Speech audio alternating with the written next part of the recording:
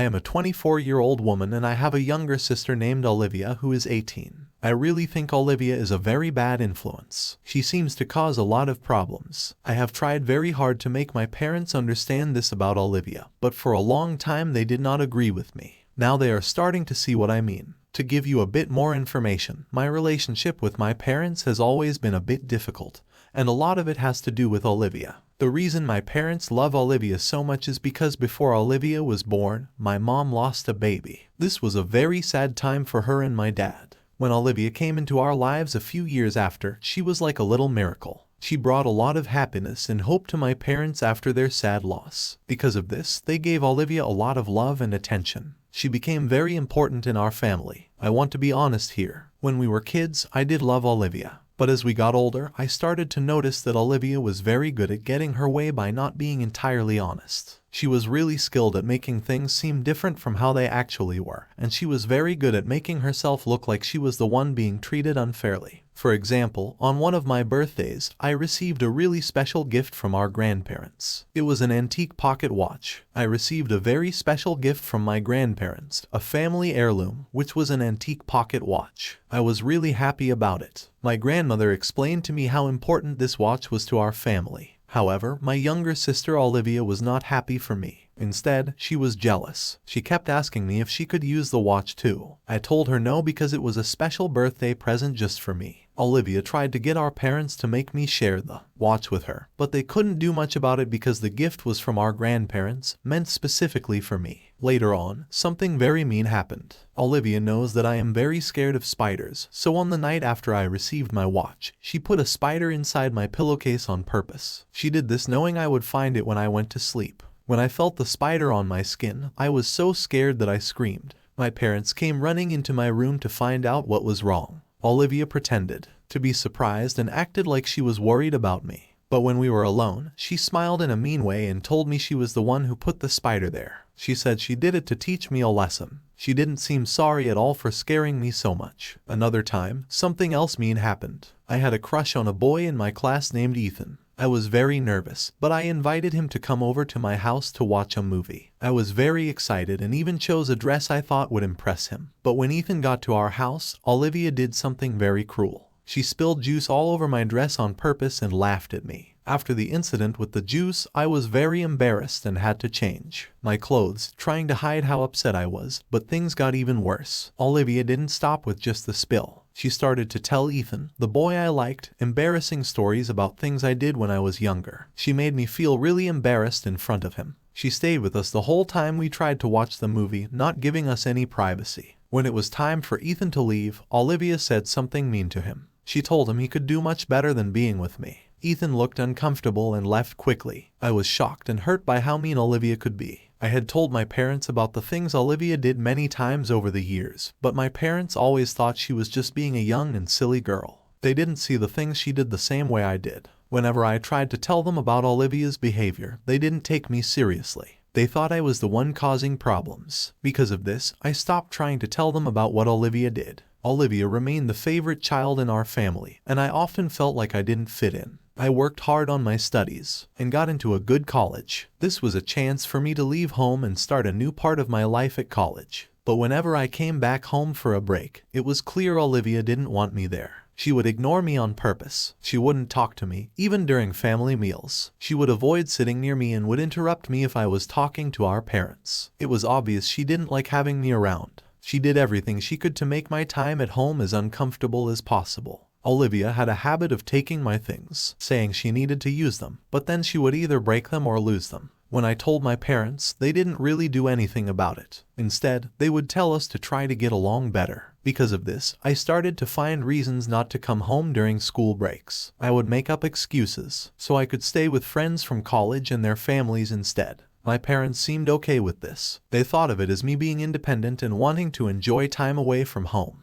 After Olivia finished high school, her grades weren't good enough for a traditional college, so she went to a community college. This meant she stayed living at our parents' house. Meanwhile, I got a job at a big company in San Francisco, and I really like my work there. I keep in touch with my parents sometimes, but I don't go home much, and I don't talk to Olivia at all. But then, something serious happened. My dad had a very serious heart problem that almost caused him to die. Thankfully, he survived and was taken to the hospital. My mom called to tell me and I quickly bought a plane ticket to go home and be with them. The doctors gave my dad a lot of medicine and told him he needed to exercise more. After he got better and came home from the hospital, he said he wanted to spend more time with us as a family. He felt very lucky to be alive. I understood how he felt, so I decided to stay a few days at home. I can do my job from anywhere, so staying at home for a bit was not a problem. But I could tell Olivia was not happy that I was there. I tried to stay away from her because we were both grown up now, and I didn't want to start any fights, especially after what happened to our dad. One morning, while we were having breakfast, my dad said he thought it would be nice for us to all go on a vacation together since it had been a long time since we did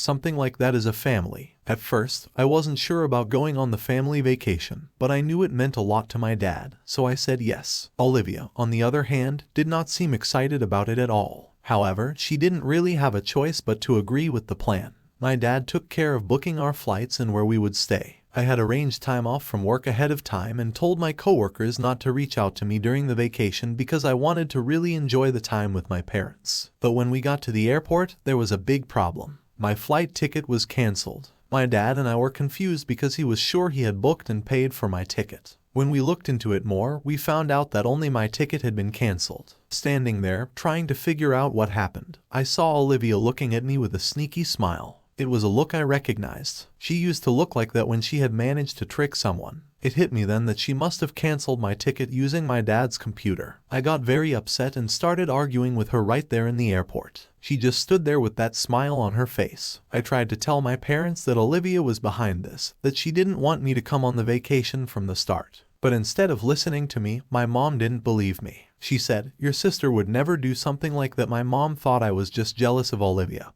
and said the cancellation of my ticket was just an unfortunate mistake. My dad tried to say maybe it was just a mistake from the airline and not Olivia's fault. I was so frustrated because my parents couldn't believe that their favorite child could do something like this. There was nothing I could do now that my ticket was cancelled and there weren't any other flights that day. I could have flown out the next day, but I didn't want to. I didn't want to go home alone and book a new flight. This was supposed to be a family trip, and I didn't want to miss out. Plus, I didn't want to share a room with Olivia. I hoped she had grown up, but if she cancelled my ticket, who knows what else she might do to make my trip bad. At first my dad thought we should all go back home and plan a new trip later, but then he started talking about how he really wanted to go on vacation. My mom agreed and said since I travel a lot for work, I wouldn't miss out on much if I didn't go. Their words hurt. It seemed like they wanted me to say it was okay for them to go without me. So I told them they could go without me if they wanted to and they said okay. I didn't want them to waste the money they spent on the tickets and rooms, but I felt sad that they didn't care if I went with them or not. It was clear that my parents were okay with going on the vacation without me. So I ended up alone at the airport while they and Olivia went off on their trip. I decided to go back home to San Francisco instead of spending the day alone in our family house. I tried to forget about what happened and enjoy the rest of my time off from work. I caught up with old friends and spent my days reading books, turning my break into a solo staycation. Sometimes, my parents would video call me during their trip, and I could see how much they were enjoying themselves without me. It seemed like my absence didn't really affect their vacation, although I wasn't too upset about missing it. But I couldn't shake the feeling of being left out. It just reminded me of how my family always favored Olivia. I hoped that one day they would see her for who she really was, and it seems like my wish finally came true. A few days into their vacation, I woke up to a bunch of missed calls from my mom. She sounded really worried, so I called her back right away. She explained that something really concerning had happened. They noticed that my dad's important heart medications were disappearing every day. This was really scary because my dad needed those pills for his health. They were in a foreign country, and they didn't know if they could find the same medicine there. They searched everywhere in their room but couldn't find the pills. My mom went to Olivia's room to borrow some sunscreen, and to her shock, she found all of my dad's missing medicine hidden in Olivia's bedside table. She called my dad over and they found all the pills that had gone missing over the past few days. That's when they realized that their beloved daughter, who they always thought was perfect, was intentionally hiding my dad's medicine, putting his health in danger. My mom sounded really scared when she asked if they should talk to Olivia about what happened. I told her it would be better to wait until they were back home. They needed time to think about everything and gather evidence. Plus, talking to Olivia right away wouldn't do much because she's really good at making excuses and avoiding blame. but something must have happened that night because my parents did end up talking to her about it. Later that night, my dad called me and told me something shocking. Olivia was in jail. I couldn't believe it. He said that when they asked her about the missing medicine, she got really angry. She started throwing things and yelling at them, mostly at my dad. She said terrible things and threatened them if they kept in touch with me. Things got so bad that someone from the hotel called the police. When the officers arrived, Olivia wouldn't calm down and even insulted them, so they took her to jail. She would be released after 24 hours, but my parents were really shaken up.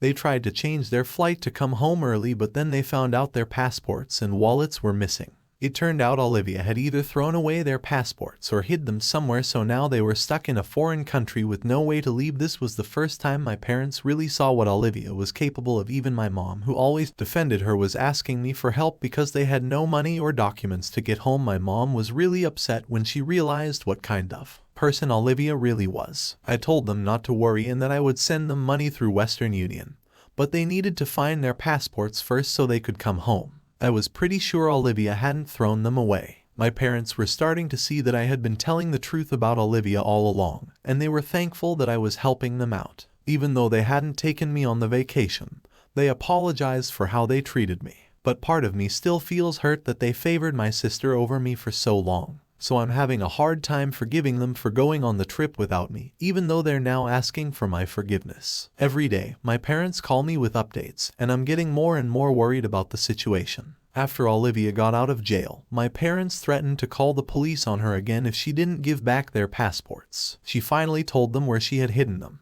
When my parents got home, they told Olivia she had to leave. They had finally reached their limit with her manipulative and harmful behavior. My dad was especially worried that she might try to hurt him again by stealing his medicine. During the argument with my parents, Olivia got really mad and started accusing them of favoring me over her. She said she didn't want to share them with anyone else and felt pushed to her limit when they invited me on the trip. She kept saying they should disown me and that she was enough for them. This made my parents realize how jealous and resentful she was toward me. They tried to calm her down, but she kept yelling at them. Then, out of desperation and anger, she threatened to tell everyone that they neglected her and mistreated her when she was young. She even threatened to make up lies about them to the police if they asked her to leave. This really scared my parents because they're respected doctors in our community, and false accusations could ruin their reputation. In the past few days, Olivia has made things even harder for my parents. When she found out they were talking to me more, she got even angrier and started breaking dishes. And she's been hiding their car keys, making it difficult for them to go to work. It's a really tough situation for them. Tonight, my mom called me crying after another bad incident at dinner. Olivia threw a tantrum because she wanted my mom to cook for her, but my mom was tired from work and said no. So Olivia started breaking furniture and then blasted loud music in her room,